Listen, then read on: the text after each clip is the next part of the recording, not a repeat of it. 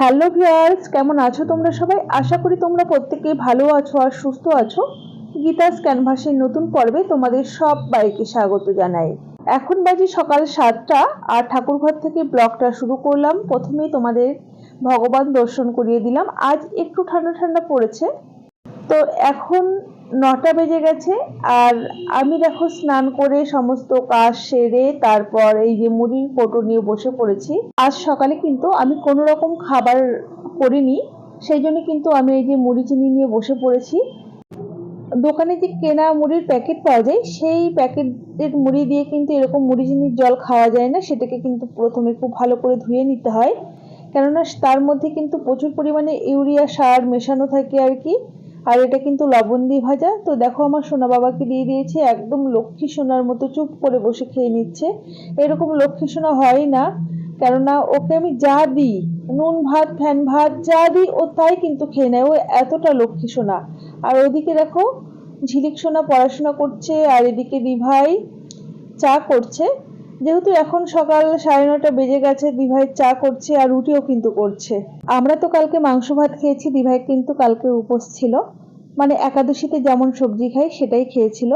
আমার এই গোপাল সোনা বা সিদ্ধার্থ সোনাকে যা দেই তাই কিন্তু খায়, কোনো অসুবিধা নেই। ওদিকে দেখো ঝিলিক বসে আছে, ঝিলিক কিন্তু কিচ্ছু এটা ওটা সেটা খেতে পারে না। ওর খাওয়া নিয়ে অনেক সমস্যা, অনেক প্রবলেম। আমার বাবু সোনাকে যদি না খাইয়ে রাখি ওর তাতেও কোনো ব্যাপার নেই। দিভাই দেখো আমাকেও তাড়াতাড়ি করে চাটা দিয়ে যাচ্ছে, আমি কিন্তু নিচ্ছিলাম না।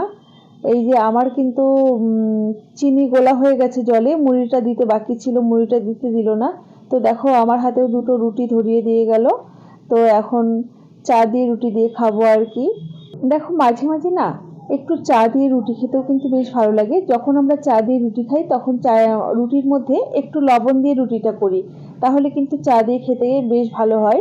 আর আমরা কিন্তু সকালবেলায়, মানে আমি দিভাই বাবুসোনা এরা সবাই সকালবেলায় কিন্তু চিনি ছাড়া চা খায়, দাদা ভাইও খায়। আর শুধুমাত্র বাবুর বাবা মানে আমার হাজবেন্ড খেতে পারে না চিনি ছাড়া চা, ও প্রচুর পরিমাণে চিনি খায়। 1 কাপ চায়ে 2 চা চামচ চিনি খাই। আর আজকে দেখো দিভাইয়ের মুখটা কিন্তু শুকিয়ে ছোট্ট হয়ে গেছে। দুদিন আগে যেহেতু একাদশী ছিল, সেটার একটা উপোস ছিল। তারপর দেখো দুদিন পরে এই যে নিত্যানন্দ তিরোভাবনা নিত্যানন্দ দিবস কি একটা ছিল, তার জন্য উপোস ছিল। তো মুখটা তো শুকাবেই বলো, পরপর দুদিন আর কি। তো সেই জন্য আমি পিছন লাগছিলাম একটু, আমার পিছন লাগতে বেশ ভালো লাগে দিভাইয়ের। তো এখন দেখো তাড়াতাড়ি করে রুটি খাচ্ছে, তার মানে খিদে পেয়েছে। দিভাইয়ের কিন্তু এত উপোস করলে শরীর খারাপ হয়, একটা প্রবলেম আছে ওর, কিন্তু তা সত্ত্বেও কথা শোনে না, সেই উপোসগুলো করেই। সেই জন্য কিন্তু আমি বোঝানোর জন্য পেছনে বেশি লাগি। দেখো খাওয়া হয়ে গেছে, এরপর কিন্তু আমরা দুজন বসে গল্প করছি। আমরা দুজন যখনই যেখানে থাকবো আমাদের একটু গল্প করতেই হবে আর কি। মাও কি করছে দেখি তো। কাজ করছে না মা, অকাজের কাজ করছে। হ্যাঁ, যেটার কোনো মানেই হয় না। মানে হয় আঙুরগুলো খেতে বলেছিলাম, সেগুলো তো খাওনি, সেগুলো নষ্ট হয়ে যাবে, তাই সেটার চেষ্টা করছি আলাদা করছি। মাও তোমার কোনো কাজ নাই? আমার কাজ করতে ইচ্ছে করছে না, কাজ আছে কিন্তু কাজ করতে ইচ্ছে করছে না। আজকে ভাবছি শুধু মানে ভাত সেদ্ধ করব আর চিকেন ভাত সেদ্ধ করবি মানে ভাত সেদ্ধ করবো না, মানে ভাত রান্না করবো, তাতে সেদ্ধ দেবো আর কি, আলু সিদ্ধ বেগুন সিদ্ধ, বলো চাল সেদ্ধ করবো। তারপর কুমড়ো সিদ্ধ। অন্ন কি করে হয়? অন্ন হয় জলের দ্বারা, আর পরমান্ন কিসে হয়? পরমান্ন হলে দুধ দিয়ে ফুটিয়ে তার মধ্যে কি কি থাকে, গুড় থাকে, একটু কি থাকে, কাজু থাকে, কিশমিশ থাকে, তবে হয় পরমান্ন। অন্ন আর পরমান্ন। আমার অনেকগুলো গুড় আছে, খেজুরের গুড়, মানে এখনো এক পাটা রয়েছে, এক বাটি দিয়ে গুড়টা হয় আর কি। 500 গুড় এখনো আছে, তা গুড়টা এর মধ্যে আমার করে ফেলতে হবে। এই আগের বার অনেক গুড় নষ্ট করেছিলাম, নষ্ট হয়ে গেছে, ওই জন্য তো আমি নিয়ে নিত। এবার আমি ওইটা দিয়ে পায়েস একদিন করবো, একটু ভালো করে রাখি দিলে পায়েস আমার খুব একটা ভালো হয়নি। আর এর আগে আমি 2 কেজি গুড় নষ্ট করেছি। দুধ ক্ষীর করবো ভালো করে, ক্ষীর করে তারপর পায়েস করবো, তাহলে খেতে ভালো লাগবে বেশ। আর সাইফুলকে একটু দেবো বলেছিলাম, সাইফুলকে একটু দেবো। অনেকক্ষণ চুপ করে বসে কাটিয়ে দিলাম, অনেক গল্প গুজব করে আর কি। রাজবাড়ির পুরের মতো আমি বসেই ছিলাম। আজকে আমার কিছুই করতে ইচ্ছে করছিল না। আজকে ভেবেছি রান্না বান্না বেশি কিছু করব না, কালকে যেহেতু পাঁঠার মাংস খাওয়া হয়েছে, আজকে একদমই হালকা ফুলকা করব। ভেবেছিলাম একটা সবজি করব, তারপরে ভাবলাম একটু সেদ্ধ সেদ্ধ ভাত করব। আর ফ্রিজে বেশ কতদিন ধরে অনেকটাই চিকেন ছিল, তো সিদ্ধার্থ আমাকে বারবার বলেছিল মা চিকেন পকোড়া খাবো, তো ভাবলাম আজকে ভাতের সাথে চিকেন পকোড়াটাই করে দিই। এদিকে দেখো ঝিলিক সোনাকে বললাম একবার একটু গোপু সোনাকে দেখিয়ে নিয়ে আসো, যাও আমি কাজ করছি তুমি একটু দেখিয়ে নিয়ে আসো। তো ওই দেখো ঠাকুর ঘরে চলে এসেছে মা, এদিকে দেখো রান্না বান্না করছে। গোপু সোনাকেও তো একবার দেখে নিলে। এদিকে মা রান্না বান্না করছে ভোগের জন্য, প্রত্যেক দিনে এরকম অল্প স্বল্প করে রান্না বান্না করে। তো মা এদিকে রান্না বান্না করছে, সেটাও ঝিলিক সোনা একটু তুলে নিয়ে এসছে, আমি দেখিয়ে দিচ্ছি। আমি যেহেতু রসুন ছাড়াচ্ছি ঠাকুর ঘরে, এখন আর যাবো না, সেই জন্য ঝিলিক সোনাকে বললাম সোনা একটু গিয়ে ওই ঘরে ঠামা কি করছে আর একটু গোপু সোনাকে দেখিয়ে নিয়ে আসো, ভিডিও করে নিয়ে আসো। তো ঝিলিক এসে ভিডিওটা করেছিল, এসে আমার হাতে ফোনটা দিয়ে দিয়েছিল। তো দেখো আমি দিভাইকে একটু দেখিয়ে দিলাম, দিভাই এখন বসে আছে।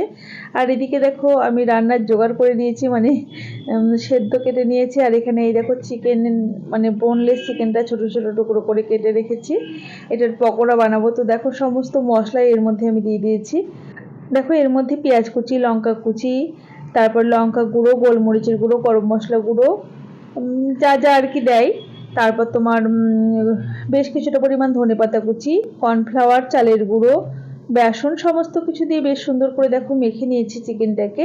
এখন এই যে ভেজে নিচ্ছি গরম গরম সেদ্ধ ভাত, মানে আলু সেদ্ধ, বেগুন সেদ্ধ, কুমড়ো সেদ্ধ একই সাথে মাখবো ওটা। আর এদিকে দেখো চিকেন পকোড়াটাও ভেজে নিচ্ছি। আমার মাঝে মাঝে কিন্তু এরকম ভাজাভুজি দিয়ে বেশ শুকনো করে ভাত খেতে ভালো লাগে। আমি মোটামুটি 2 ব্যাচের চিকেন পকোড়াগুলো ভেজে নিয়ে ওইদিকে সিদ্ধ মাখতে চলে গেছি। এখন বাবুসোনা খেয়ে নেবে, তারপর ওর বাবাকে আর কি পাঠাবে। তো আমি এদিকে দেখো সমস্ত সেদ্ধটাই একই সাথে মাখছি। এইদিকে দেখো ঝিলিক সোনা খাচ্ছে, আর মা তো আমাদের প্রসাদ দিয়ে গেল, তারপর মাও এখন প্রসাদ পাবে আর কি। তো এদিকে দেখো আমার এদিকে বাসন কোসন মাজা হয়ে গেছে, আর সিদ্ধার্থর বাবা আবারও কিছুটা বাজার করে দিয়ে গেছে।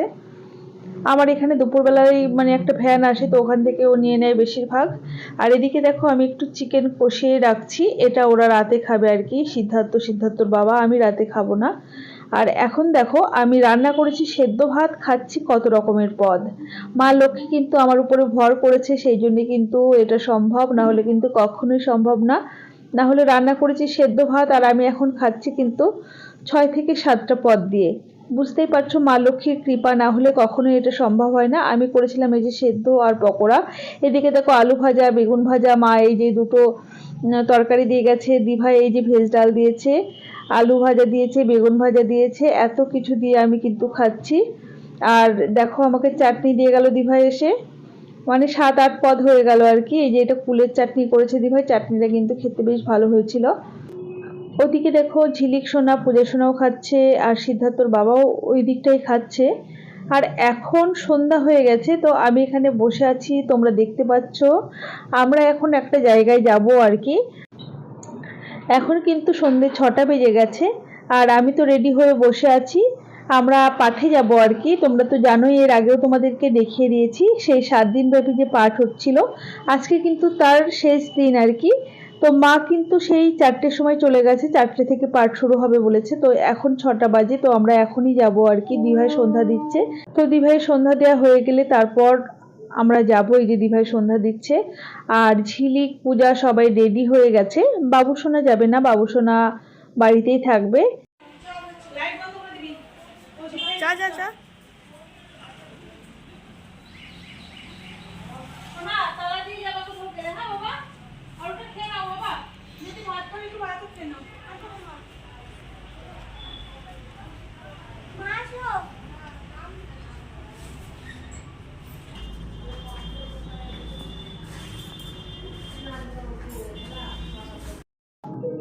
আমরা তো সবাই মিলে রেডি হয়ে পাঠে চলে যাচ্ছি। বাবুসোনা এদিকে একা একা বাড়িতে থাকবে, একটু চিন্তাও হয়, কিন্তু এখন থেকে একটু রেখে যাওয়ার অভ্যাসও আমাকে করতে হবে, না হলে আমি আর কখনোই কোথাও যেতে পারবো না আর কি। তো দেখো আমাদের বাড়ির সামনে নেমে টোটোতে উঠবো, যেহেতু আমরা ওদিকে যাব, সেই জন্য কিন্তু রাস্তাটা পার হয়ে ওইদিকে টোটোতে উঠে পড়লাম। আর টোটোতে লাগে হলো 3 থেকে 4 মিনিট, হেঁটে গেলে 10 মিনিটের মতো লাগে। তো আমরা টোটো করেই যাচ্ছি, যেহেতু দেরি হয়ে গেছে। এই যে দেখো বাস স্ট্যান্ড ছেড়ে চলে এলাম।